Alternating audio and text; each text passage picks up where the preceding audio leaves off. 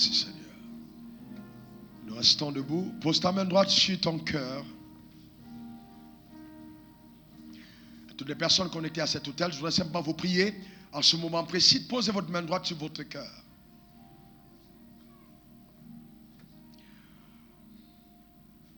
Mon Dieu, mon Père, au nom suprême de Jésus, je te recommande ces personnes à cet instant, connectées au ciel, par cet autel, au travers du canal, le vase de miséricorde que je suis.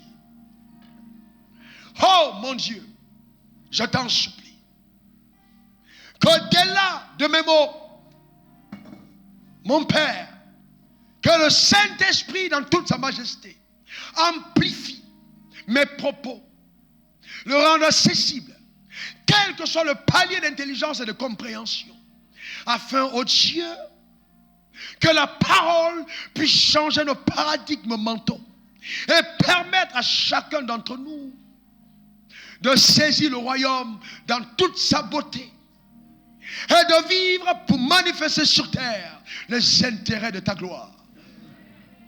Éloigne-nous de la corruption, de la vanité de ce siècle présent, de la tromperie de Satan, et que nos cœurs restent enflammés, allumés, passionnés, engagés pour les choses de Dieu. Que la puissance de la parole de Dieu apporte la guérison, apporte la restauration, apporte la solution à toute personne qui en ce jour a besoin du secours d'en haut. Produis l'embellie de notre existence. Papa, merci. Merci pour l'onction sur ma vie. Merci pour l'assistance du Saint-Esprit. Sois honoré et glorifié. Au nom suprême de Jésus, j'ai prié. Et que quelqu'un dise Amen 3 fois. Amen, amen, amen. Tu peux t'asseoir dans sa glorieuse présence. Alors le thème du message de ce matin: vaincre maman et jouir des richesses. Vaincre maman et jouir des richesses. Bien au-delà du message, il y a un caractère prophétique rattaché au discours que je vais tenir ce matin. Dieu m'a demandé de faire résonner ceci comme un écho de la saison pour son royaume, pour que nous soyons mis en garde de certaines manigances subtiles de l'ennemi, tellement visibles dans la dispensation présente, car nous approchons inéluctablement, inévitablement vers la fin des temps. Et la Bible dit à la fin des temps, les gens seront ingrats, les gens seront déloyaux, les gens seront fanfarons, les gens seront ennemis du bien, les gens vont s'attacher aux richesses, les gens vont aimer le plaisir plus que Dieu. Mais ce message nous permettra de comprendre comment est-ce que le diable manœuvre subtilement pour nous faire tomber dans le piège justement de la déloyauté à l'égard de Dieu, afin que nous soyons retrouvés avec lui à la fin des temps dans le lac ardent de feu. Mais je déclare sur ta vie que cela ne sera pas ta portion au nom suprême de Jésus. Eh bien, 1 Timothée 6, verset 17, il y est écrit: recommande aux riches du présent siècle de ne pas être orgueilleux. Ça veut dire qu'il y a une tendance, n'est-ce pas, à devenir orgueilleux quand on a de l'argent. Et dire, il recommande aux riches de ne pas être orgueilleux, de ne pas mettre leur espérance dans des richesses, c'est-à-dire de ne pas placer leur confiance dans des richesses incertaines, mais de la mettre en Dieu. Vous voyez, c'est très facile pour certains d'entre nous d'avoir de l'argent et de commencer à faire plus confiance en son argent qu'en Dieu. Certains diront, mais comment est-ce possible? Vous verrez. Voyez, et la Bible dit que Dieu nous donne avec abondance toutes choses. Il nous donne avec abondance toutes choses. Ah, l'abondance sera sûrement ton partage. Et il nous donne avec abondance toutes choses afin que nous en jouissions. Ça veut dire qu'on peut avoir quelque chose et ne pas en jouir. On est d'accord? Mais vous savez, la question de la richesse ou la question de l'argent a souvent été sujet d'extrême polémique dans l'église, dans le royaume des cieux. Certaines personnes ont estimé, ok, dans tous les cas, il n'est pas besoin de toucher même à l'argent, de parler d'argent. Restons tout pauvres et puis allons au ciel. Laissons ces choses aux païens. Telle n'a jamais été la pensée de Dieu à l'égard des croyants. Car 3 Jean 2 dit, bien-aimé, mon souhait, c'est que tu prospères à tous égards et sois en bonne santé comme prospère l'état de ton âme. Donc Dieu n'est pas contre la prospérité. Mais il est contre l'amas des richesses sans que notre âme ait prospéré. Voyez-vous? Donc tant que j'ai de l'argent, tant que je réussis à avoir de l'argent, alors que je n'ai pas une autre richesse qui est enracinée dans mon homme intérieur, dans mon âme, cette richesse peut être dangereuse pour ma destinée. Alors, je voulais illustrer. Regardez. Vous savez, l'ignorance, va souvent conduire à l'abîme. Regardez ceci. Regardez par ici. D'accord? Regardez. Ça, c'est quoi? C'est un couteau, n'est-ce pas? Ok? C'est un couteau. Voyez-vous, c'est un couteau. Et donc, le couteau, normalement, quand le couteau a été fabriqué, c'était pourquoi? C'était pour aider la ménagère, d'accord, à préparer des entrées succulentes pour son mari. Ou alors pour la maison. Aller découper une pomme comme ça, c'est très agréable. Quand c'est coupé en lamelles, d'accord? Vous devez aussi apprendre à manger avec élégance. Hein? Donc, vous voyez, ce couteau, il sert à ça. Mais je peux aussi prendre le couteau et puis, d'accord, l'envoyer dans le ventre de mon frère. Donc, si j'envoie dans le ventre de mon frère 1 fois, 2 fois, 3 fois, et qu'on présente le couteau, on dira que le couteau est un instrument dangereux.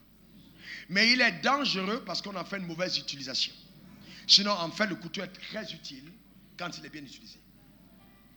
C'est la même chose pour les richesses. Si vous en faites une mauvaise utilisation, la richesse devient extrêmement nocive, dangereuse. Elle va polluer votre existence et vous précipiter dans les temps de feu. Mais si vous en faites une bonne utilisation, je vous garantis, vous jouirez de la richesse. Alors, il y a certaines choses que nous devons comprendre, qui nous permettront donc de jouir des richesses, tout en ayant une victoire totale sur Mammon et sa puissance. Que quelqu'un dise, tel sera mon partage. Alors allons-y dans Matthieu 6, verset 24.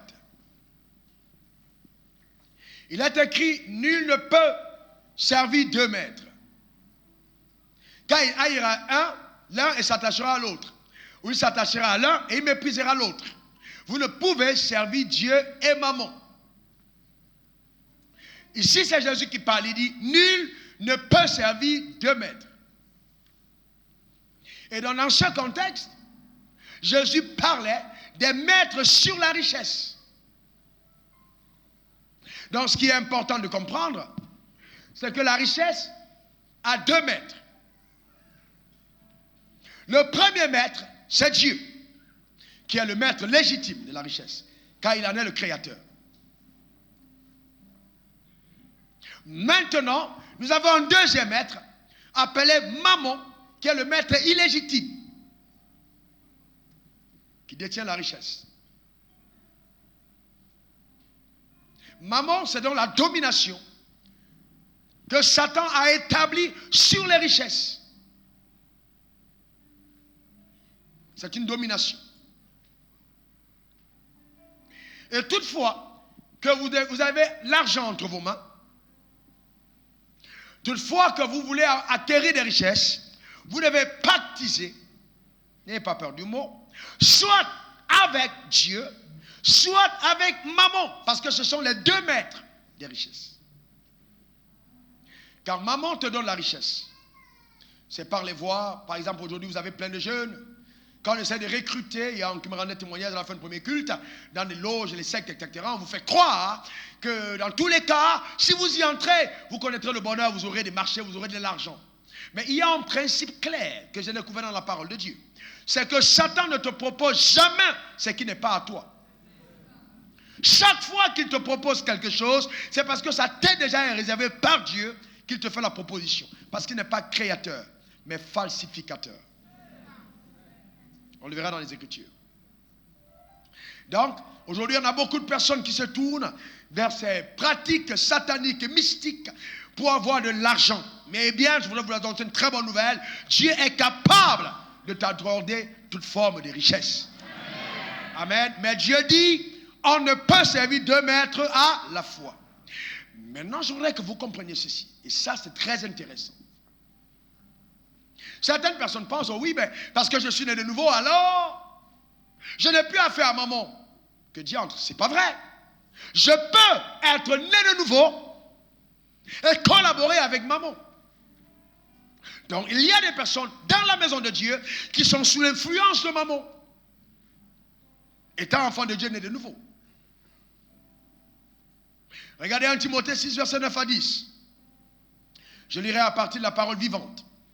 Donc regardez sur vos écrans, c'est la parole vivante, regardez dans votre Bible. Notez ce texte, 1 Timothée 6, 9, 10. Il est écrit, car ceux qui veulent à tout prix s'enrichir, s'exposent eux-mêmes à la tentation. Donc, le désir d'enrichissement est une porte ouverte à la tentation. Quand on veut s'enrichir à tout prix.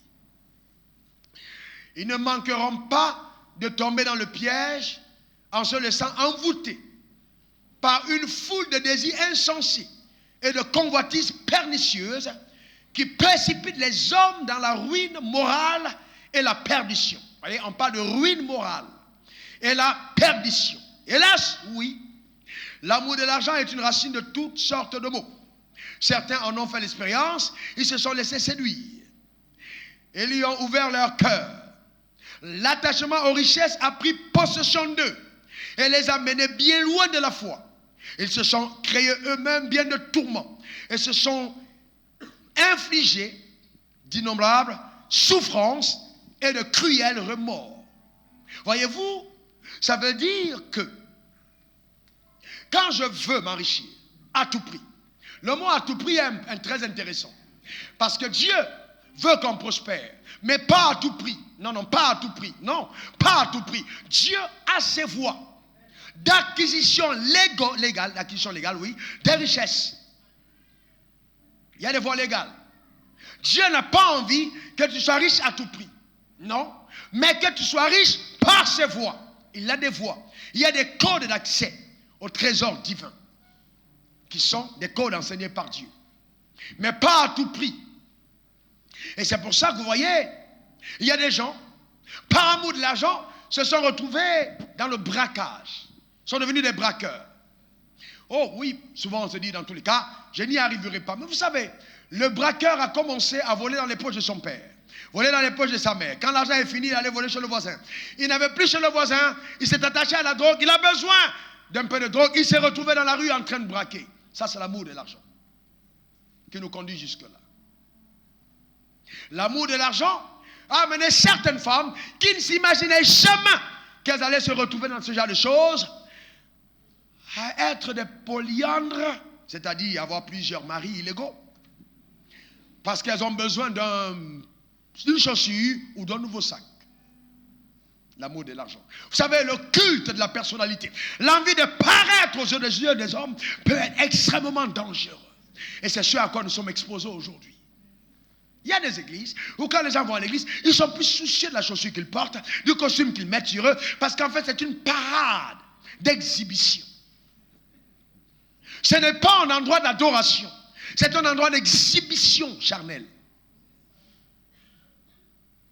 Il faut faire attention. Les détournements des deniers publics, les gens qui se trouvent là en train de piller les caisses de l'État, c'est la raison pour laquelle nos nations sont en retard, parce qu'il manque d'intégrité. Et derrière tout ça, c'est la puissance de Mammon. Comment pensez-vous qu'une personne normale puisse avoir 5 000 milliards dans son compte et continuer de voler et de tuer pour l'argent? S'il était normal, il ne ferait plus. Parce que quand vous calculez, même s'il dépense n'importe comment, il ne dépensera jamais cet argent. Mais il est lié quelque part, c'est la puissance de Mammon. Pourquoi? Parce que quand tu commences à pratiquer le péché, tu en deviens esclave. Eh bien, je vais te dire, on ne peut pas être heureux de vivre ainsi. Le sous-développement, d'accord, c'est ça. L'amour de l'argent, les assassinats, les meurtres, la manipulation des leaders qui avaient des idéaux, c'est à cause de l'amour de l'argent. Il faut faire très attention. J'ai vu des femmes trahir leur mari à cause de l'amour et de l'argent. Il faut faire très attention. Et même dans nos assemblées, la sorcellerie dans les communautés. Les prophéties qui sont orientées et ciblées. Parce que le pasteur veut arracher de ton porte-monnaie, de ton compte bancaire quelques billets. À cause de l'amour de l'argent. Les gens vendent des foulards, les gens vendent des mouchoirs, les gens vendent des bics, les gens vendent des cailloux à l'église. Lui, il est vendu à cause de l'amour de l'argent. Vous voyez un frère, quelqu'un appelle son ami, viens prêcher, viens d'ici, et puis on se partage l'argent moitié-moitié. Ça, c'est du banditisme. C'est de la truanderie. Et Dieu jugera de telles personnes sévèrement. Détachez-vous de telles pratiques illicites, polluantes, abominables dans la maison du Très-Haut. À cause de l'amour de l'argent, la prostitution de la grâce et des dons de Dieu. Il y a des personnes qui ont des dons. Il faut que tout ce que je fais me paye. Il faut que je fais me paye. Non, les dons ne sont pas faits pour être prostitués. Non. Les dons sont mis au service d'autrui. Aucun manguier n'a mangé ses mangues. Aucun avocatier n'a mangé ses avocats. Mais je ne comprends pas quel type d'arbre nous sommes où nous nous préoccupons de manger nous-mêmes les fruits que nous avons, que nous produisons. Non. Il faut aider les autres avec nos dons. D'accord? On doit restaurer ces choses dans l'église où vraiment notre cœur est pur à l'égard de Dieu. L'église n'est pas un endroit où on se réfugie parce qu'on a été paresseux ou mécréants dans la société. Non. Vous savez, l'amour, il y a des choses qu'on ne doit pas nommer dans la maison de Dieu. Ne vous trompez pas, c'est à cause de l'amour de l'argent que Judas, parmi l'équipe des 12, a vendu le maître. 30 pièces d'argent. Judas. Ananias et Saphiras sont morts devant l'autel, tombés raides de mort, frappés par le Saint-Esprit, à cause de l'amour de l'argent. Ce fléau est encore existant aujourd'hui parmi nous. D'accord? Et vous entendez tous les chants des chrétiens. Oh Dieu, tu vas me bénir. Vous savez, on est là toujours comme des mendiants, des personnes commandant des choses qui sont toujours à nous. Mais vous devez chanter le contraire. Oh Père, je veux vivre pour toi. Oh Père, mon cœur sera entier à toi. Oh Père, je veux te servir dans ma génération. Garde mon cœur attaché à toi. C'est ça. Vous voyez des gens dans l'église, ils arrivent à l'église, tout ce qu'ils cherchent, c'est manipuler, c'est tourner, jusqu'à ce que des personnes arrivent au point d'escroquer les pasteurs. Dans la communauté. C'est abominable. Et ils n'ont carrément. Faites attention. Faites attention. Regardez ce que dit 1 Timothée 6,6. Oh mon Dieu, je t'en supplie. Ouvre le cœur de quelqu'un ce matin. Et permets que ta parole s'y dépose avec vie. Parole vivante, le véritable attachement à Dieu. Qu'est-ce que la Bible dit? S'il vous plaît, répétez ça de vos lèvres. Dis-le, même si tu n'es pas encore arrivé à ce niveau. La troisième fois, dis encore. Vous voyez, la Bible parle d'un véritable attachement. Ça veut dire qu'il peut avoir un faux. Ça veut dire qu'il y a des gens qui sont forcément attachés à Dieu. Quelles sont les motivations? Qu'est-ce que je recherche?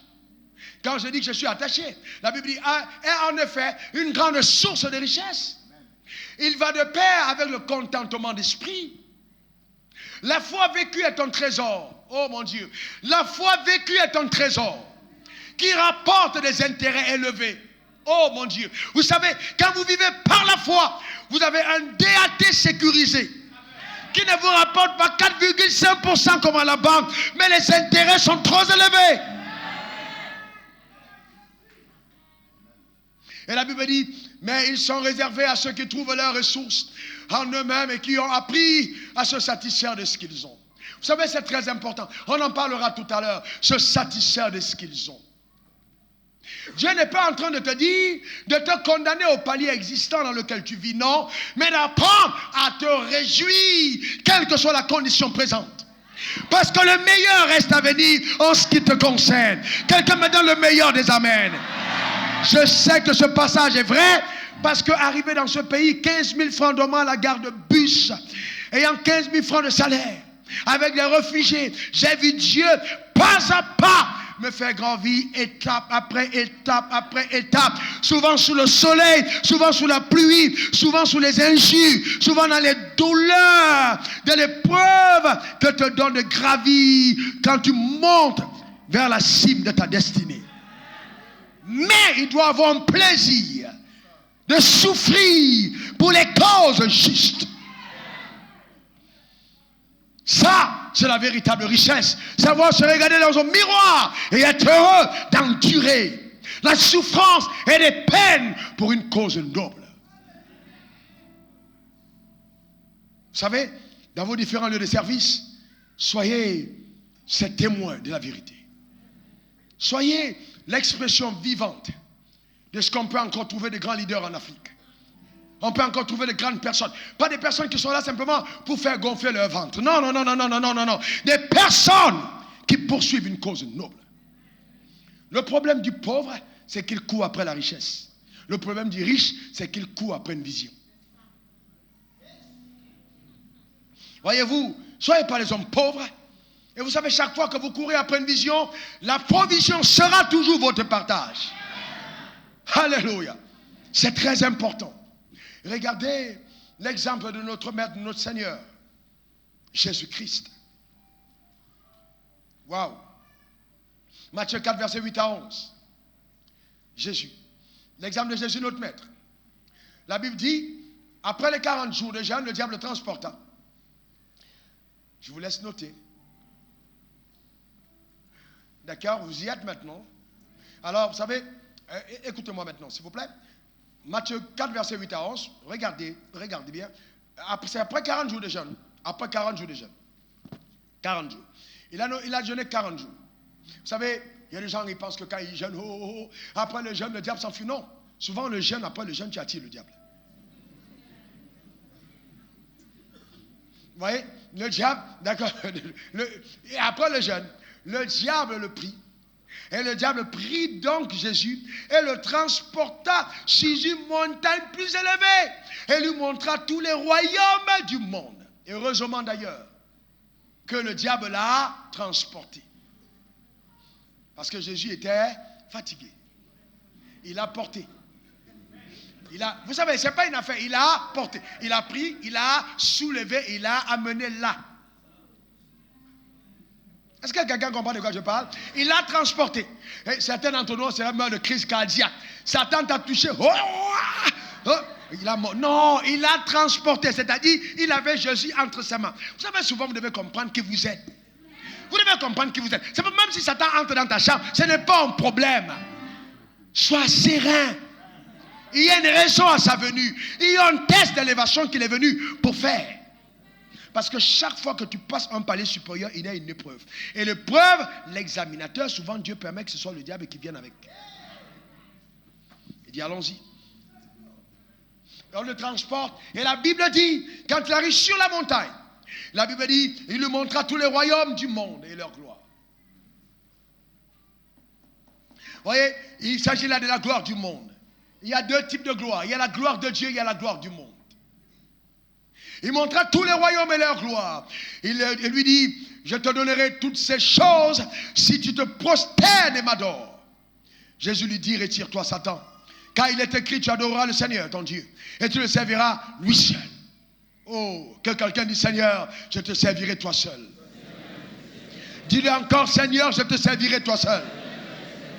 Et la Bible dit, alors le diable le laissa. Et voici des anges vinrent auprès de Jésus et le servaient. Voyez, le principe est le suivant. Je ne peux pas prétendre avoir le service des anges si je n'ai pas refusé le service des démons. Et le diable va toujours venir avant Dieu. Les ténèbres précèdent la lumière.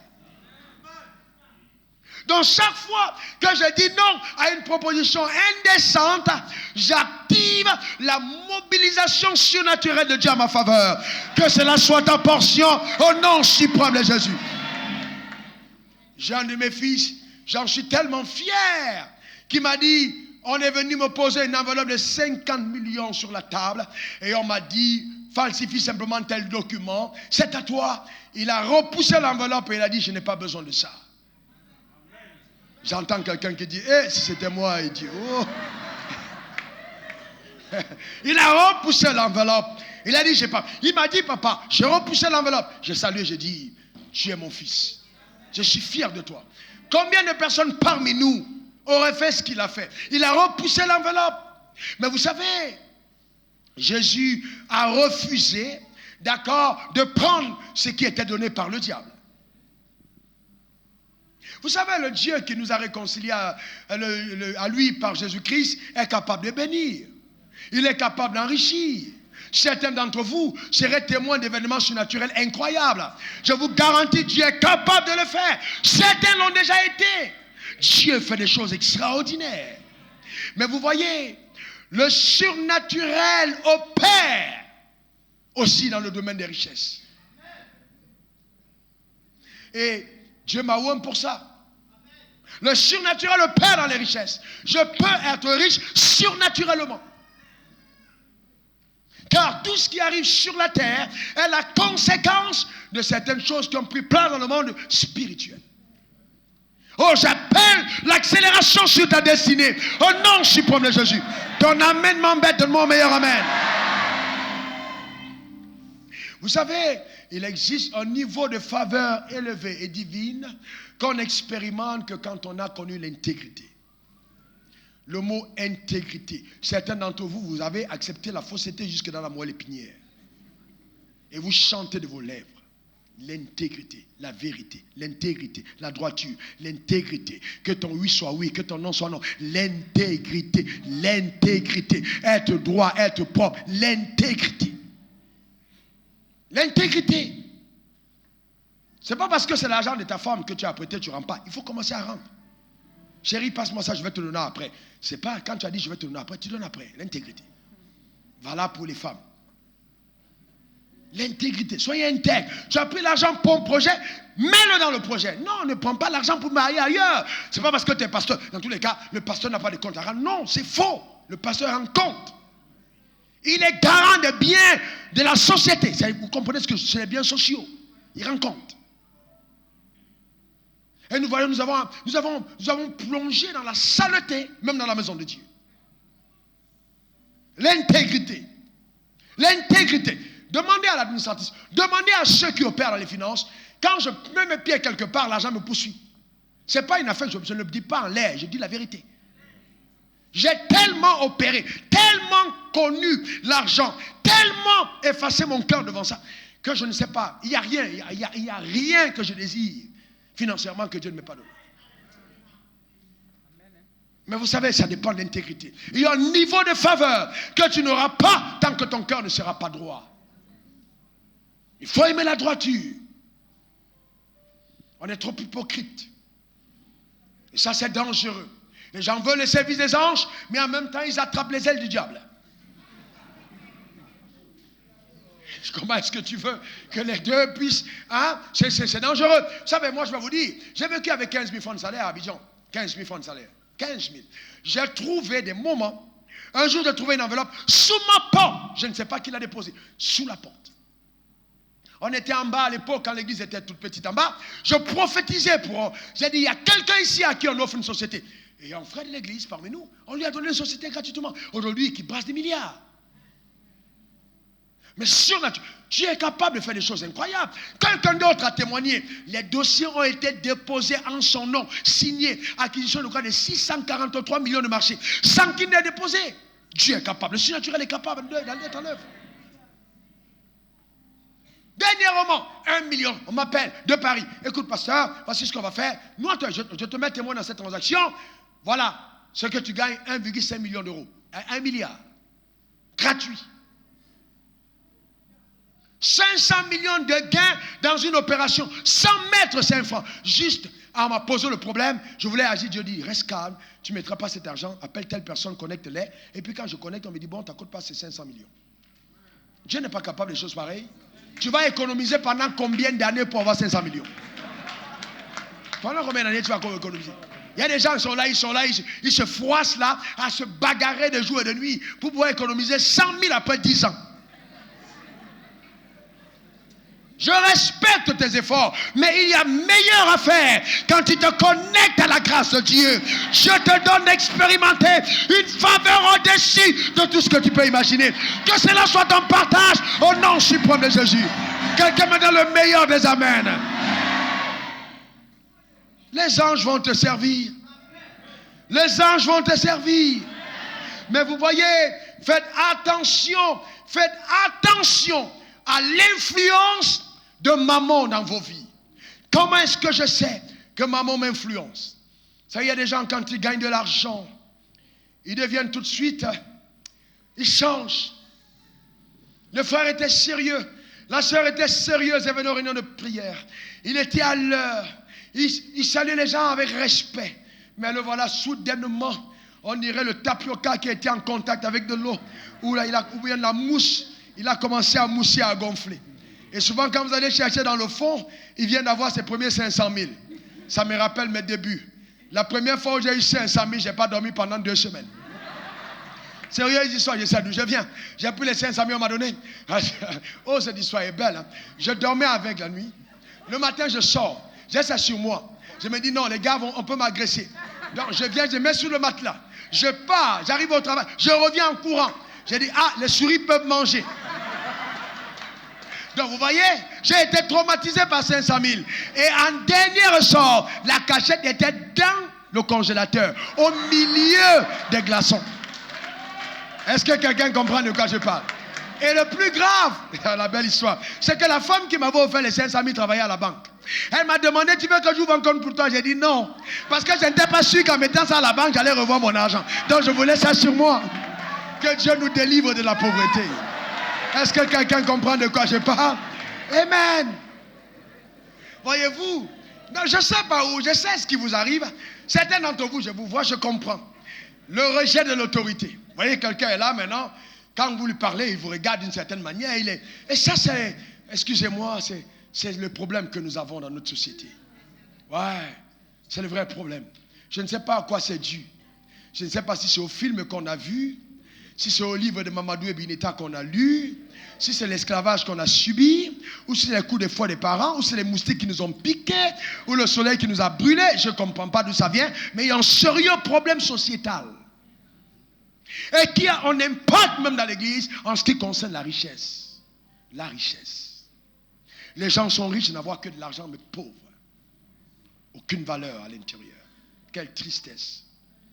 Quelle tristesse. Vous savez, la première personne qui rend témoignage de vous, c'est votre femme et votre famille. Ce n'est pas la société. Il y a des gens qui ont l'argent, ils ont le mépris pour tout le monde, jusque dans leur maison. C'est lamentable, pitoyable. Il faut en changer. Il faut changer. Vous voyez, les gens sont refroidis. Ils n'aiment plus Dieu. Ils sont refroidis. Ils commencent à affectionner la chair. Et vous entendez la personne dire, au départ, il a galéré. Oh, pasteur, prie pour moi, je veux un travail. Après, tu le vois, il commence à raisonner. Bon, vraiment, moi, je suis toujours chrétien, mais je ne suis pas radical. Moi, je n'aime pas les affaires radicales. Enfin, le fait de ne pas être radical, ça veut dire de temps en temps, il va en boîte de nuit. Il va danser en boîte de nuit. Et il commence à convaincre sa femme. Alors en boîte de nuit. Mais en fait, il a un problème dans sa chair qu'il doit avouer. Et il essaye de sanctifier sa chair. C'est-à-dire de justifier les œuvres de la chair. En ayant des prétextes qui n'ont rien à voir avec la croix. Jésus a refusé toute richesse avant la croix. Parce qu'il savait que tout ce que j'ai hors de la croix va me causer des problèmes dans ma chair. Dieu veut te bénir, mais par la croix. Pas hors de la croix. C'est important. D'accord? C'est très important. Le refroidissement. Et vous savez, les richesses qu'on a acquises d'une certaine manière viennent avec un esprit derrière. Il y a un esprit derrière l'argent. Et c'est pour ça qu'il faut faire attention. Il y a un esprit derrière. Tu commences à refroidir spirituellement. Certaines personnes tombent dans les orgies, dans l'immoralité excessive, dans l'homosexualité, les rapports bestiaux, c'est-à-dire avec les animaux, la luxure. Comment expliquez-vous qu'une croyante ait 247 paires de chaussures, 527 boucles d'oreilles? Est-ce que c'est normal ça? Vous devez apprendre quand même à avoir de la mesure. Avoir de la mesure. Vous devez apprendre. Vous savez, c'est très important. La luxure, faites attention. Vous ne vous définissez pas parce que vous possédez des choses. Vous vous définissez parce que vous êtes quelque chose. Ou vous êtes quelqu'un. Parce que vous possédez. Évitons ça. La prostitution. Voyez-vous, au début de mon ministère, on avait, avec certains amis, un ministère d'évangélisation des prostituées. Donc, on allait, j'étais rattaché à l'école biblique, faire l'évangélisation chez les prostituées. Et j'avais découvert une chose, bien qu'elle gagnait de l'argent, elle n'en faisait rien. Et après, ma dernière maison, j'habitais avant la Côte d'Ivoire, j'avais pas d'argent, donc je suis allé loger dans un immeuble insalubre. Et en face de moi, c'était une prostituée. Elle habitait juste en face. Et cette femme gagnait beaucoup d'argent. Cette femme avait une belle allure physique. Beaucoup d'hommes entraient chez elle et sortaient. Mais elle ne faisait rien de son argent. Elle dépensait sur les chaussures, elle dépensait sur le rouge à lèvres, elle dépensait sur ceci. Mais ça, c'est quoi? C'est maman. C'est maman. Elle n'en font rien. Pourquoi? Parce que derrière, il y a un esprit. Derrière, il y a un démon. Il faut faire très attention. Vous voyez, si j'acquiers mal la richesse, j'ouvre la porte à l'entrée de cet esprit. La mauvaise acquisition. Faites attention à comment est-ce que vous gagnez de l'argent. Imaginez par exemple, voyez, vous qui avez grandi dans la société, observez autour de vous, les enfants des hommes riches, qui ont été riches dans des systèmes bizarres. Regardez la fin de leurs enfants. Regardez la fin. Drogue. D'autres se suicident. Vous vous demandez, mais ça vient d'où? Non, ça vient des richesses. Derrière la richesse, il y a un esprit qui s'abat dans ta maison, qui commence à causer du désordre dans ta famille. Ta femme se rebelle. Tes enfants se rebellent. Même le chat de la maison se rebelle. Tout est mélangé à cause de l'esprit qu'il y a dans l'argent. Dans ta maison, c'est du chaos. Parce que derrière l'argent, il y a un esprit. Donc l'argent, ce n'est pas l'avoir à tout prix. Dis non, non, non, non, non. Vous voyez, même une manière de dire non, non, non, il semble que vous voulez avoir quand même à tout prix. Amen. Ce n'est pas à tout prix. Mais Dieu t'en donnera. Accepte d'emprunter ses voies. Les mauvais chemins pour l'obtenir. Mon père était commissaire de police. Et je rends grâce à Dieu pour ce père.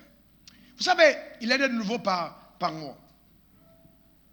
Et cet homme n'a jamais accepté la corruption. Et nous, en tant que ses enfants, on n'était pas contents.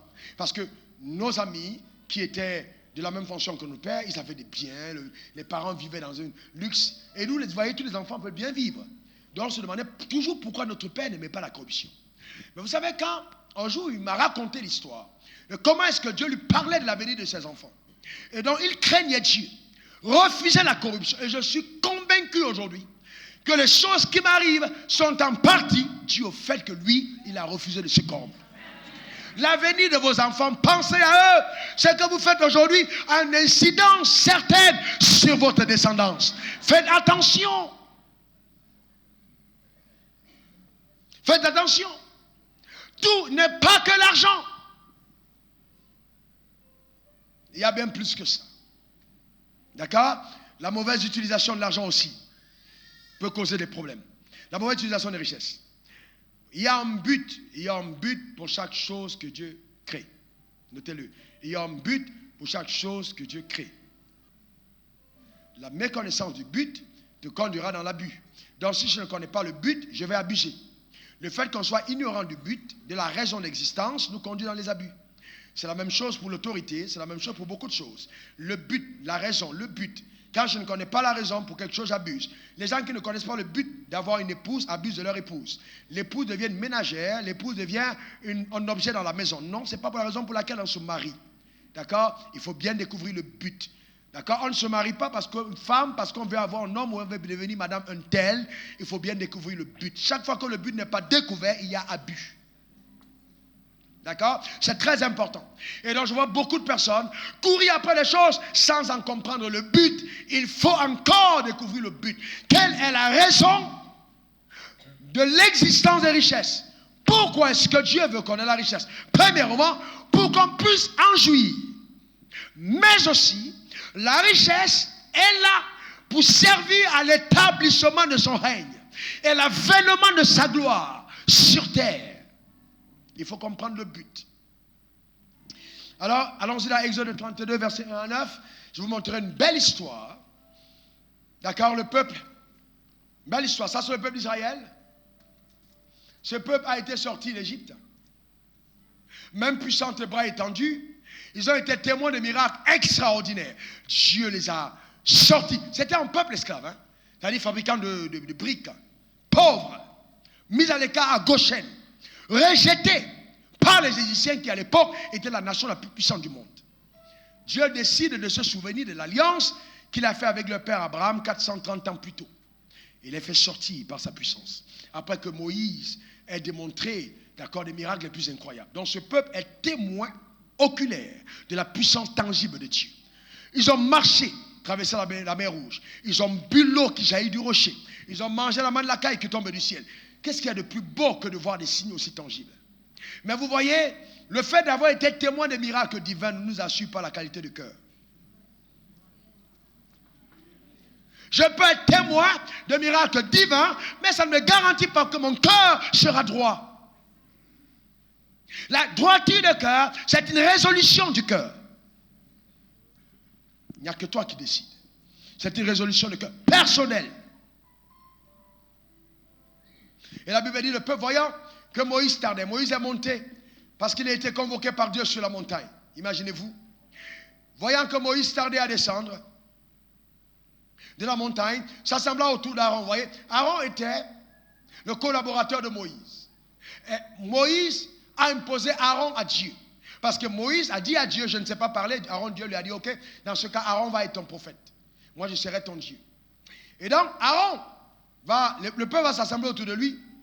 Et il dit, alors, fais-nous un Dieu qui marche devant nous. Donc le peuple dit, on a besoin d'un Dieu. Car ce Moïse, voyez-vous, cet homme qui nous a fait sortir du pays d'Égypte, nous ne savons pas ce qu'il est devenu. Juste 40 jours. Mon Dieu. Moïse n'a pas pris d'avion. Hein. Certains d'entre vous, vous faites 40 jours, vous êtes ailleurs. Moïse était sur la montagne. Le peuple était en bas, Moïse était en haut. Il ne voyait pas. Il traitait des transactions avec Dieu. Le feu, la fournaise était en haut. Le peuple dit sur Moïse, on ne voit plus. Fais-nous un veau d'or ici. On est riche, on doit fêter. On est fatigué, on doit danser. D'accord? Et puis Aaron leur dit, ôtez les anneaux qui sont aux oreilles de vos femmes, de vos fils, de vos filles, apportez-les-moi. Ça, ce n'est pas pris pour le tabernacle. Ils prennent les offrandes, mais c'est pour autre chose. Et ôtaient les anneaux d'or qui étaient à leurs oreilles et les apportaient à Aaron.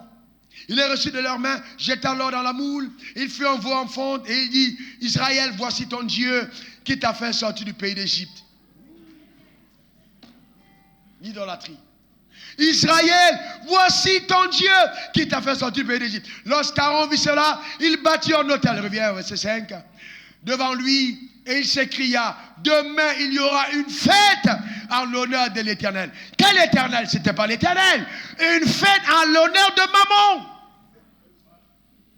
Car Mammon avait gagné le cœur du peuple. Il s'était détourné. Vous voyez, l'idolâtrie.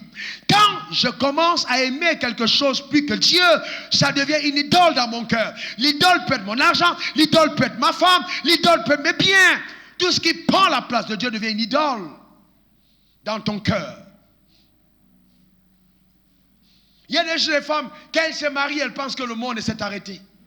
Il ne fait que continuer, madame. Tu n'es pas la première, tu ne seras pas la dernière. Amen. Dieu est toujours vivant. Ton mari n'a pas fabriqué l'air. Donc tu ferais mieux de continuer de lever tes mains pour adorer Dieu. Est-ce que quelqu'un comprend de quoi je parle? Non, pasteur, tu sais, mon mari, oh, mon mari. Amen. Amen. Ton mari. Alléluia. Mais il y a Dieu. Ne l'oublie pas. Amen. Amen, c'est très important.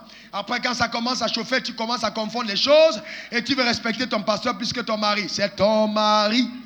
Ton mari, oh, pas le pasteur. Moi, j'ai ma femme. Toi, tu as ton mari. Est-ce que ça va pour chacun d'entre nous? C'est très important. Vous savez, souvent les gens ne se rendent pas compte et les pasteurs commencent à prendre la place des maris dans les maisons. Ils commencent à s'imposer comme étant l'autorité dans les familles. C'est pas bien. C'est la sorcellerie. Chaque femme est soumise à son mari, pas au pasteur.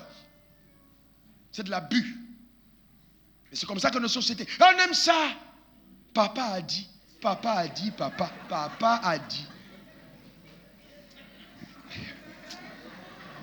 Est-ce que quelqu'un comprend de quoi je parle? Papa.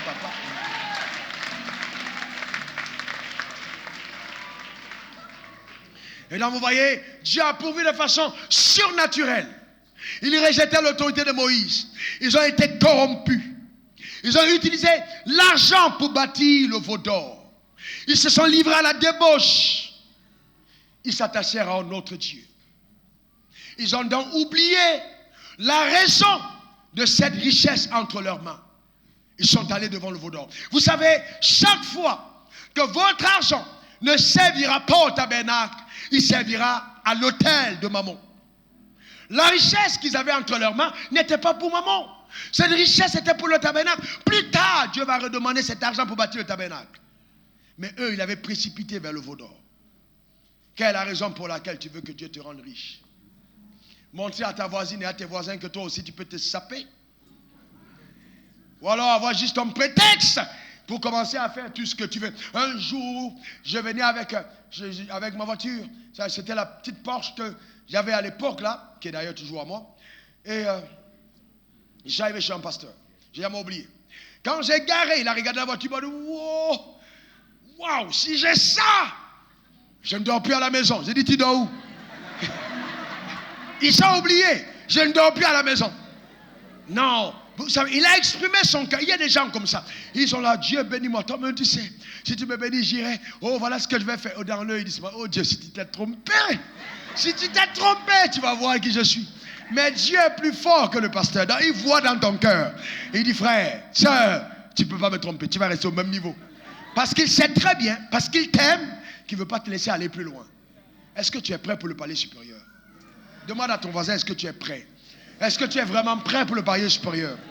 Est-ce que tu vas continuer de prier? Est-ce que tu vas continuer de jeûner? Est-ce que tu vas continuer d'adorer Dieu comme tu le veux? Est-ce que tu es prêt pour le palier supérieur? J'ai vu dans la maison de Dieu des personnes ayant l'amour du monde. Je vous dis sérieusement. Loin du Saint-Esprit, mais aimant le monde. C'est-à-dire, courant après les biens, mais pour exprimer les désirs charnels. C'est une abomination. C'est abominable.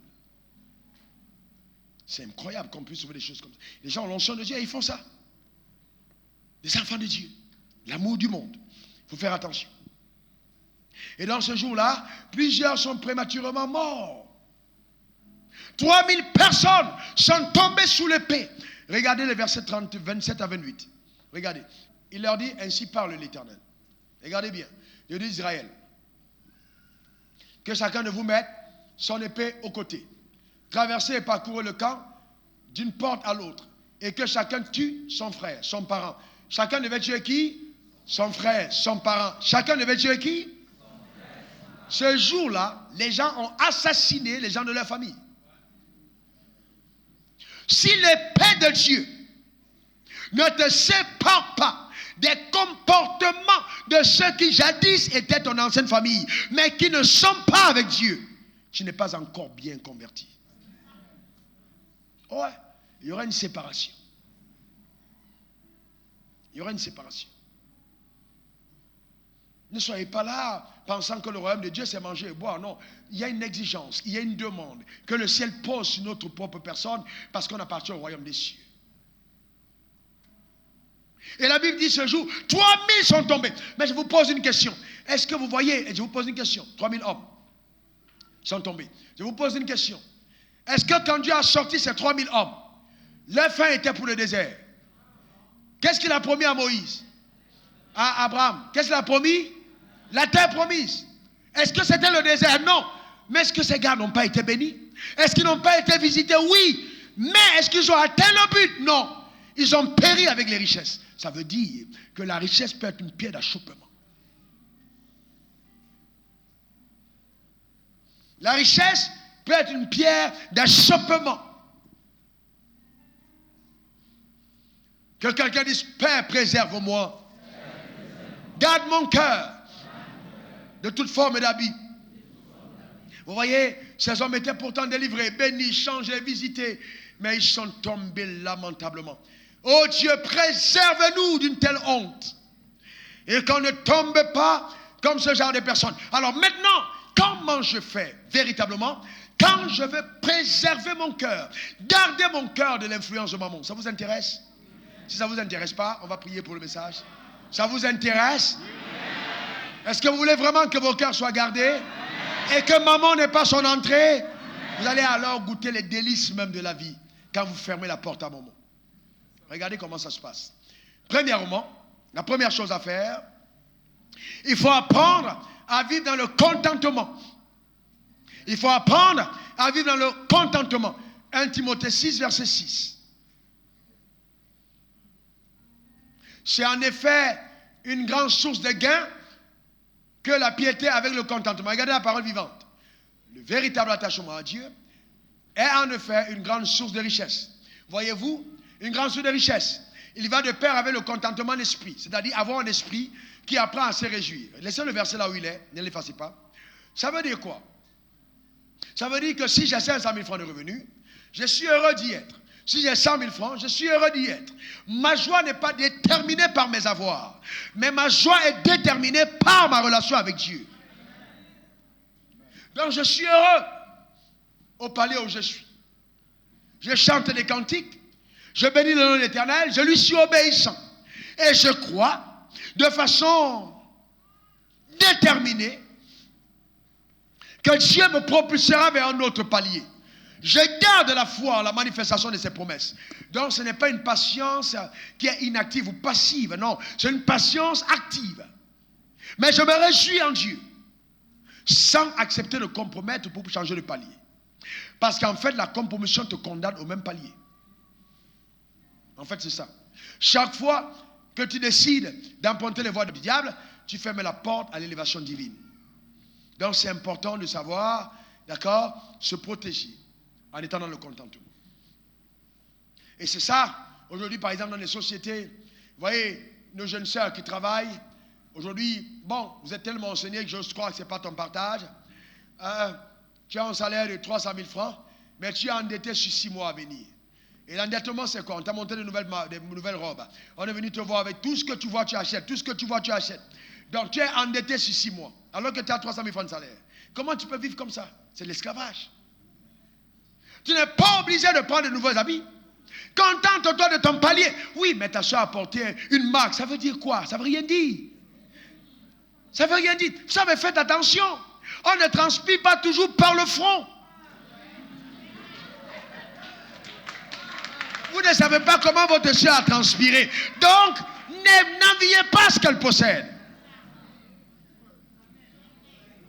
Et c'est pour ça qu'on voit les soeurs qui tombent maintenant dans des compromissions. Juste au départ, c'est juste pour un sac. C'est juste pour régler un problème. Dans tous les cas, est-ce qu'il y a compteur dessus? J'ai entendu quelqu'un dire ça. Il n'y a pas de compteur.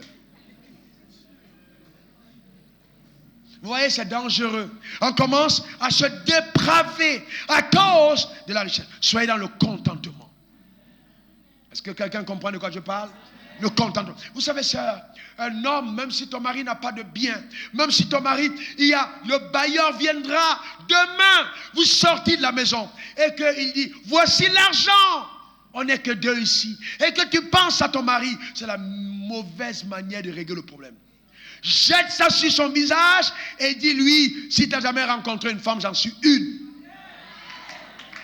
Est-ce que quelqu'un comprend de quoi je parle? Il ne faut pas dire, hey, vraiment, Dieu m'a béni. Ce n'est pas la bénédiction. Non, Satan est entré dans ton cœur, ce n'est pas la bénédiction. On a beaucoup de femmes qui témoignent de la saleté. C'est vrai en plus. C'est la saleté. Ce n'est pas Dieu.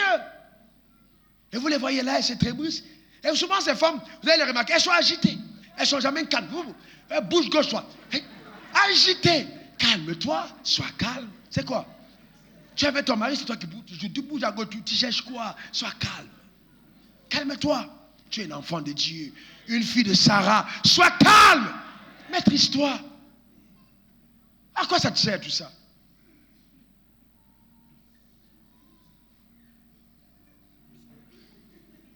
Calme-toi. Tout n'est pas l'argent. Calme-toi. Sois heureux dans ton ménage avec l'homme que tu as. Même si vous mangez du pain avec du sucre, continuez de croire en Dieu. Tu es capable de faire des choses extraordinaires. Comment vas-tu témoigner de la puissance de Dieu si tu ne veux pas payer le prix à ce palier? Maintenant, je n'ai pas dit d'aller épouser un homme sans lui demander ce qu'il fait. Non, non, non, non, non. S'il ne travaille pas, n'entre pas dans la maison. Les paresseux ne se marient pas. Adam s'est marié parce qu'il a travaillé. Ce n'est pas une excuse pour aller épouser un gars pour dire oui, tu as entendu le pasteur, non? On mange le pain, non, ce n'est pas de ça qu'il s'agit. Ce n'est pas ce que j'ai dit. C'est au cas où vous traversez une crise. Vous savez, quand vous êtes fiancé, ne passez pas tout votre temps. Oh, elle me plaît. Non, posez des questions concrètes. Tes cheveux là, ce sont les vrais. Tes dents, ce sont tes dents. Tes seins, ce sont tes seins. Qui est ton père? Qui est ta mère? Tu habites où? C'est ta vraie mère? C'est ton vrai père? Tu travailles où? C'est ta voiture? C'est pour ton patron? Depuis combien de temps tu l'as eu? Là où tu dois poser toutes les questions. Investiguer, c'est important. Investigation. Posez toutes les questions avant le mariage. Ne soyez pas comme cette dame-là qui allait faire un enfant avec le chauffeur d'un boss. Après, elle a commencé à pleurer. C'est pas parce que tu as vu la voiture qu'il y a une voiture. C'est l'heure. Posez de bonnes questions. Et à l'église, on a des Django pareils. Posez de bonnes questions. Posez des questions. D'accord? N'allez pas dire que le pasteur a dit non, non, non, non, non. Tu n'es pas obligé de te marier. Tu n'es pas obligé de te marier. Rien ne te pousse. Se marier, ce n'est pas un diplôme. C'est une responsabilité de plus. Rien ne te pousse. Il faut vraiment que tu le comprennes. Tu n'es pas obligé de te marier, mon frère. Tu attends. Fais tes preuves seul. Paye le loyer seul. Au moins 6 mois seul. Prouve que tu peux payer les factures. Prouve que tu peux avant de prendre une femme. Mes soeurs, quand tu commences à gagner de l'argent, il y a beaucoup de papillons qui tournent autour. On ne sait jamais pourquoi. Sois vigilante. Il ne faut pas venir occulter son étoile à cause de quelqu'un que le diable t'a envoyé. Parce que maman peut passer par quelqu'un qui a l'apparence d'un prince. Il faut faire attention à ça. N'embrouille pas ta destinée. Il y a quelque chose de précieux que le ciel te réserve. Mais les mauvaises connexions sont capables de changer les choses. Alléluia. Si tu veux une femme claire, demande est-ce que c'est ton vrai teint? Il ne faut pas être pressé. Parce que tu peux découvrir demain que c'était les injections. Et tu voulais les enfants clairs. Ils ne sont pas clairs. Pose la question. Pose la question. Sérieusement. Pose la question. S'il a trouvé à 75 kilos, demande-lui tu es sous régime ou pas. Parce que ça peut être un piège. Pose la question. Maintenant, laisse-la. Si tu n'aimes pas les 75, il y en a des gens qui aiment les 105 kilos. Chacun a son goût. Mais il ne faut pas tromper le gars d'autrui. Dis-lui la vérité. D'accord? Est-ce que quelqu'un comprend de quoi je parle? Ah ouais. Amen. D'accord? Donc c'est important. Il faut se contenter à son palier. Être fier de soi. Ne manifester aucun complexe. Aucun complexe. Je vois des hommes qui... Tu es qui? Tu luttes à la douche avec ta femme pour te tchatcho. C'est quoi ton problème? C'est quoi ton problème? Oh! Oh! C'est quoi ça? Toi aussi tu mets les pommades, quand tu cherches quoi? Laisse les femmes dedans. Mon frère. Waouh! C'est devenu compliqué, hein? Oh. C'est grave ça. Est-ce que quelqu'un comprend de quoi je parle? C'est compliqué. Les hommes aussi sont dedans. Il y a affaire, comme on dit. Non, il ne faut pas faire ça toi aussi. Toi, sois sérieux. Laisse les femmes dedans. Il ne faut pas entrer dedans, c'est pas bon. Il faut laisser ça aux femmes. Commencer à lutter à la douche. Qui a fini la pommade? Elle a mis... Non. Laisse la femme avec la pommade. Reste calme. Est-ce que ça va? On peut encore accepter pour la femme. Elle est sortie de la côte qui était déjà toute blanche et pure. L'homme est sorti de la terre brute. Laisse-toi brute comme tu es. Il n'y a pas de problème. Tu sors de la terre. C'est quoi ça? Oh, vraiment. Sérieusement. Souvent, c'est l'expression des complexes. D'accord? C'est des complexes. Il faut en guérir. Il faut soigner ton âme.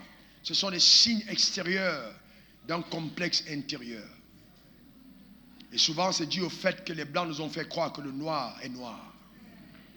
Alors qu'on peut être noir tout en étant blanc.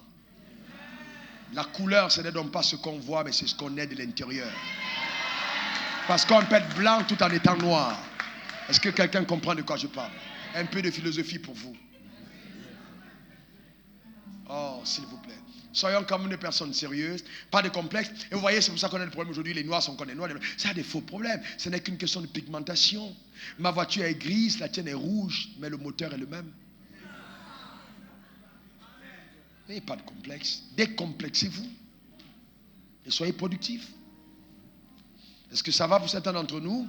Ensuite, voyez, ne vous amassez pas les trésors sur la terre, mais dans le ciel. Amassez-vous des trésors dans le ciel. Matthieu 6, verset 19. Ne vous amassez pas des trésors sur la terre. Ne vous amassez pas des trésors sur la terre. Ne vous amassez pas des trésors sur la terre, où la teigne et la rouille détruisent, où les voleurs pèsent et dérobent. Ne le faites pas. D'accord? La Bible dit de ne pas le faire. Et qu'est-ce qu'un riche devait donc faire?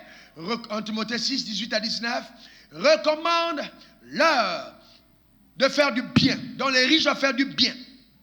D'être riches en bonnes œuvres. Riches en bonnes œuvres. D'avoir de la libéralité, de la générosité. Verset 19. Et de s'amasser ainsi pour l'avenir un trésor placé sur des fondements solides afin de saisir la vie éternelle. Voyez-vous? Donc quand je suis riche, qu'est-ce que Dieu attend de moi? Que je sois riche en bonnes œuvres. Quelqu'un dise riche en bonnes œuvres. Est-ce que vous savez que dans la pensée de Dieu, la richesse ne termine pas à l'église? Vous ne pouvez pas penser que la richesse, vous devez tout le mettre dans le panier de l'église. Et l'argent qui vient à l'église n'est pas fait pour entretenir le pasteur. C'est faux. Non. C'est pour l'avancement de l'œuvre de Dieu. Aider les faibles, soutenir les faibles, faire du social. Ça fait partie de l'argent de l'église.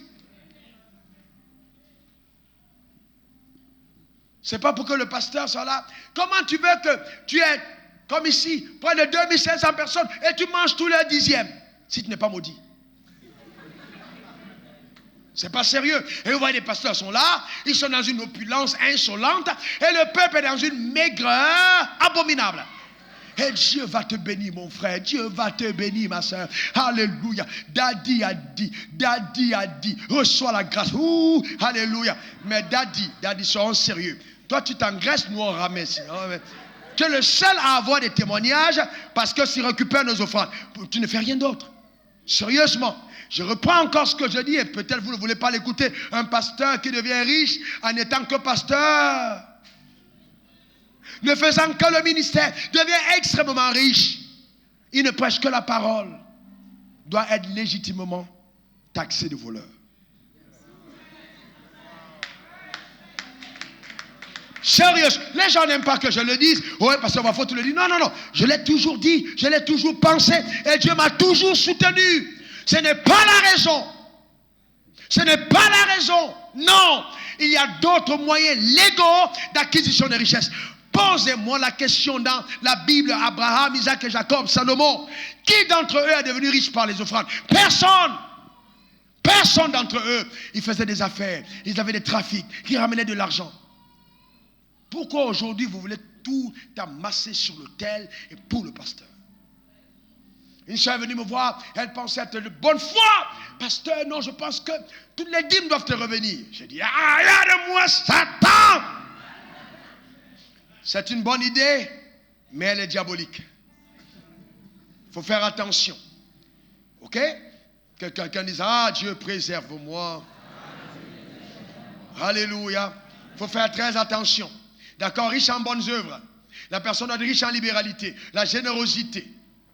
Donc, vous voyez, le riche ne s'arrête pas à la dîme. Un riche qui donne que la dîme n'est pas riche, il est pauvre. Il faut aller au-delà de la dîme, au-delà du dixième. Riche en bonnes œuvres. Quand on a des projets, quand on a besoin de poser de l'action sociale, les riches doivent participer avec leur richesse. C'est quoi ces histoires d'être dans l'avarisme pur? C'est mammon. Participez avec vos richesses. Je vous ai montré l'exemple. Participez avec vos biens. Il n'y a rien de tel que ça. Oh, pasteur, donne-moi la richesse du pasteur Wafo. Dieu, donne-moi la richesse de Wafo. Oh, moi, je change la prière. Dieu enseigne à cette personne à donner les offrandes de Papa Wafo. Peut-être que ça changerait mieux. Est-ce que vous comprenez ce que je suis en train de dire? Il ne faut jamais vous tromper. Abraham n'a pas été appelé père de la foi à cause de ce qu'il a acquis, mais à cause de ce qu'il a donné. C'est Isaac qui a fait d'Abraham le père de la foi, son sacrifice. Il faut faire très attention. Gardons-nous d'être des personnes avares. Et ça, c'est le problème de l'Afrique. On a commencé à avoir des gourous. Ils sont établis sur le peuple, martyrisent le peuple, abusent du peuple. Vous voyez? Exploitent le peuple. C'est pas parce que Dieu t'a donné un don que tu... Non, c'est pas bien. C'est pas bien du tout. On doit enseigner au peuple à gagner de l'argent. Et à faire ce qui est juste et droit aux yeux de Dieu. Si vous agissez ainsi, vous allez vous rendre compte que tu vas jouir des avoirs que Dieu t'a confiés. Tu vas expérimenter le miraculeux dans ta vie. Tu seras gardé et en bonne santé. La sagesse et l'intelligence divine seront continuellement ton partage. La soif de Dieu, oh mon Dieu, la soif de Dieu gardera ton cœur. S'il y a une chose pour laquelle je prie et que je crie à Dieu continuellement pour moi-même, oh Dieu, je t'en supplie, garde en moi la faim et la soif de toi. Je ne vais jamais ouvrir la Bible et être familier à une seule virgule de la parole de Dieu. Je me prosterne devant sa majesté. La louange ne s'est jamais détachée de mes lèvres parce que je l'aime plus que les richesses. Bien-aimé, la richesse pour moi, elle est d'abord des temps. J'aime le Seigneur. Vous savez, vous devez apprendre à vous attacher à Dieu véritablement. Vous savez, si votre pasteur vous le dit, et que bon, peut-être qu'il n'a jamais goûté l'argent. Non, j'ai touché à l'argent. Et je continue d'en toucher. Je vous dis, il n'y a pas meilleure richesse que Christ dans le cœur d'un homme. Il n'y a rien de tel. Il n'y a rien de tel. Il n'y a rien de tel. Vous savez, la présence de Dieu, l'adoration, lever ses mains vers le trône, chanter, danser, demander à ma femme, demander à ma fille. On entend ma voix dans la maison. Je danse, je chante, je saute, je crie, je suis heureux en lui. C'est la joie. C'est le royaume. Ce n'est pas manger et boire. Non, j'aime Jésus-Christ. Est-ce que quelqu'un comprend de quoi je parle? Je parle et je pleure devant Jésus. À genoux, papa, je t'en supplie. Garde mon cœur. Oh Jésus, je t'en supplie. Préserve-moi de la honte. Dieu, que l'argent ne pointe jamais mon cœur. Si je dois aller plus loin et que cet argent va me corrompre, je t'en supplie, je veux m'arrêter là. Je ne veux plus avancer. Tu es ma richesse. Pour moi, c'est quelque chose de vrai à l'intérieur. Ce n'est pas quelque chose que, quand je dis des lèvres, c'est dans mon cœur, profondément ancré. Nous devons aimer Dieu, la soif de Dieu. Heureux ceux qui ont faim et soif de la justice de Dieu, quand ils en seront rassasiés. Que Dieu nous garde dans sa faim et sa soif. Vous savez, je m'enferme.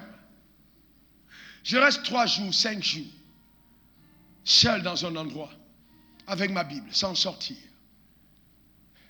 Mais j'aime être là. Je ne sais pas comment vous le dire, mais j'aime ça. J'aime Dieu. C'est intense. C'est incroyable. Vous savez, vous devez arriver à la dimension vraiment. Vous aimez Dieu. Aimez Dieu à votre palier. Aimez-le simplement. Et laissez la main de Dieu vous porter, vous conduire, vous diriger. Dans tous les cas, ce que tu veux pour toi est de loin inférieur à ce que Dieu te réserve. Je vais vous dire la vérité que beaucoup ne vous disent pas. Je n'avais pas su qu'un jour j'aurais eu l'argent que j'ai, que j'aurais la position que j'ai, que j'aurais l'onction que j'ai, que j'aurais le respect qu'on m'accorde. Je vous assure, je n'aurais jamais su. Et tous les jours, je dis non, Père, je ne prendrai pas ta gloire. Ce n'est pas moi, c'est toi. Ce n'est pas à cause de moi, c'est à cause de toi. Je ne suis pas dupe, je ne suis pas bête. Donc, vous savez, je reste attaché à lui. Je le sais profondément. Je n'ai jamais osé penser un moment, mais c'est arrivé soudainement, comme une surprise. Le ciel m'a imposé des pensées élevées, des pensées de richesse. Et Dieu m'a comblé, ayant produit en moi le vouloir et le faire par son esprit. Frères et sœurs, je vous en conjure au nom du Seigneur. Je vous en supplie. Gardez vos cœurs attachés à Dieu. Aimez-le. Aimez-le véritable. Il ne vous décevra pas. Sérieusement. Oh, que la vanité se détache de vous. Je vois souffler dans ce monde perdu et obscur des vents d'égarement. Je vois frapper à la porte de certaines personnes qui courent après des richesses impies, des esprits de séduction. Mais puisse ma prière ce matin te préserver. Que la lampe qui a été allumée en toi, cette flamme de Dieu, ne s'éteigne point au nom suprême de Jésus. Dieu dit, je cherche un homme. Ce matin, peut-être que tu es cette personne que Dieu cherche. Peut-être que tu es cette femme. Vous savez, j'ai été à l'église comme vous. J'ai été assis sur le banc comme vous. Et on ne me donnait pas la première place. On ne me donnait même pas la deuxième place. On ne me donnait même pas la troisième place. On ne me respectait même pas, frère. Même pas à l'église. J'étais derrière. Mais Dieu me voyait. Mais Dieu me connaissait. Mais Dieu voyait mon cœur. Et j'ai tissé des alliances avec lui. Comme toi ce matin, tu peux être cette personne vers qui l'économie de ce pays va basculer. La personne ressource de Dieu. Mon Dieu. Est-ce que quelqu'un comprend de quoi je parle? Mais la clé, c'est ton cœur. Ton cœur. Ton cœur, c'est la clé, le cœur. Oui, je comprends. Tu as commis des erreurs. Et moi aussi. Je comprends que tu es tombé. Et moi aussi. Je comprends que tu n'es pas parfait. Et moi aussi. Mais gloire soit rendue à Dieu. De ce que sa grâce nous suffit. Et que ce qu'il recherche, ce n'est pas des hommes parfaits, mais des hommes assoiffés, des hommes désireux de voir sa gloire se manifester sur la terre. C'est ça. Quelle est la raison pour laquelle tu veux que Dieu te donne l'argent? C'est quoi ta raison? Vous savez, oh non Dieu, je ne veux pas, je ne veux pas parler comme un vaniteux, mais je vais vous dire très sincèrement. Les choses que j'ai désirées, je les ai vues. Celles que j'ai appelées, je les ai obtenues. Et après toutes ces choses, j'ai dit, Dieu, c'est toi que je préfère. Vous savez, Dieu a brisé mon cœur. Et quand je vous regarde ce matin, quand je pense à vous dans mes prières, j'ai un seul désir, c'est que Dieu ouvre vos cœurs sur la vérité. Il y a tellement de séducteurs. Aujourd'hui, les gens préfèrent les PPAD, petits pasteurs à domicile, qui viendront vous donner une prophétie, qui viendront vous raconter des fables et des généalogies, qui viendront vous raconter des histoires en un point. Vous savez, il faut faire attention à cela. La vérité est une. Attache-toi à elle, attache-toi à elle, attache-toi à elle, attache-toi à elle, attache-toi à elle. En vain, vous levez-vous le matin. En vain, vous travaillez. En vain. Mais Dieu donne autant à celui qui lui est agréable dans son sommeil. Garde ton cœur. Garde ton cœur. Il faut faire très attention, bien-aimés. La richesse mal utilisée est capable de nous détruire totalement. J'ai vu des gens qui n'arrivent plus à louer, qui n'arrivent plus à chanter. Quand on dit taper les mains à l'église, ils ne peuvent plus battre des mains, ils ne peuvent plus, n'arrivent plus, ils sont devenus lourds. Lourds parce qu'ils se disent riches, ils ne peuvent plus crier, ils ne peuvent plus pousser des cris de joie. Ils sont devenus, c'est devenu, oh non, ils regardent des choses, les gens avec condescendance, ils regardent avec de haut, et ils se pensent très élevés parce qu'ils ont quelques billets d'argent. C'est de la vanité, bien aimé. Vous savez, la pire des erreurs qui puisse arriver en humain, c'est de mépriser son semblable. Je sais de quoi je vous parle, mais l'avenir vous révélera clairement autour de vous les personnes que vous voyez. Vous savez, Dieu m'a parlé de certaines personnes parmi vous. Vous ne les jamais vues ici devant. Ils ne sont pas là, mais vous allez les voir quand Dieu les mettra. Ils sont dans le pipeline divin. Dieu est en train de travailler avec eux. On doit faire très attention. Vous ne savez pas comment est-ce que Dieu est surprenant. Surprenant dans son action. Surprenant dans son action. Ne sois pas étonné qu'à la sortie de ce culte, on t'appelle pour un marché auquel tu n'avais jamais pensé. Ce qui attire la faveur de Dieu sur la vie d'un homme, c'est la qualité de son cœur devant Dieu. Ne sois pas surpris. Oh, quelqu'un me demande, mais pasteur, mais moi aussi, comment ça va arriver? Comment ça va se passer? Ne me pose pas cette question, je ne sais pas comment ça va se passer. Mais Dieu est capable de le faire. Et je vais terminer en disant ceci, mes frères. Alors, je ne sens même pas le besoin de m'arrêter, mais je vais m'arrêter. Bien-aimés, écoutez-moi bien, écoutez-moi très bien. Je vous parle ce matin comme un prophète. Gardez vos cœurs. Gardez vos cœurs. Regardez ce qui est écrit dans Deutéronome, je vais terminer avec ça. Deutéronome 28, verset 47 à 48. Regardez, à 47 à 49. Regardez, pour n'avoir pas au milieu de l'abondance de toutes choses, servi l'Éternel ton Dieu avec joie et de bon cœur. Voyez? Pour n'avoir pas au milieu, revenez s'il vous plaît, au milieu de l'abondance de toutes choses. Servi l'Éternel ton Dieu avec joie et de bon cœur. Ouais, donc, qu'est-ce que Dieu attend de nous? Au milieu de l'abondance, on doit servir l'Éternel Dieu avec joie et bon cœur. Regardez la suite. Il dit, tu serviras au milieu de la faim, de la soif, de la nudité, de la disette, de toutes choses. Tes ennemis qui se lèveront, que l'Éternel enverra contre toi.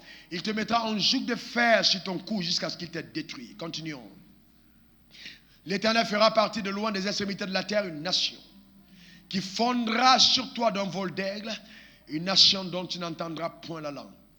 Ça veut dire quoi? Quand Dieu te rend riche, quand Dieu te bénit, il peut arriver que tu t'éloignes de lui, mais Dieu décide de ne pas te détruire. Alors il va faire quelque chose. Il va souffler sur la richesse.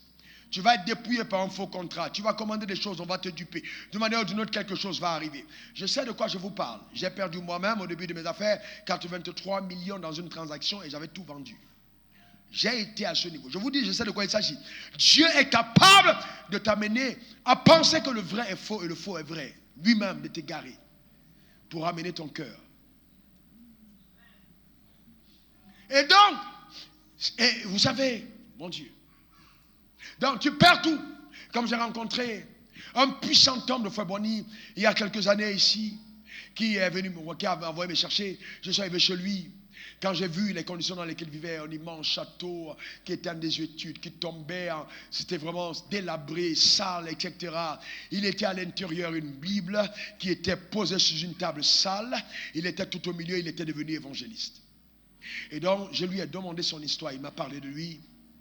Et quand il m'a parlé de lui, j'ai compris que Dieu était derrière son problème. En fait, quand il a eu l'argent, il se moquait de Dieu.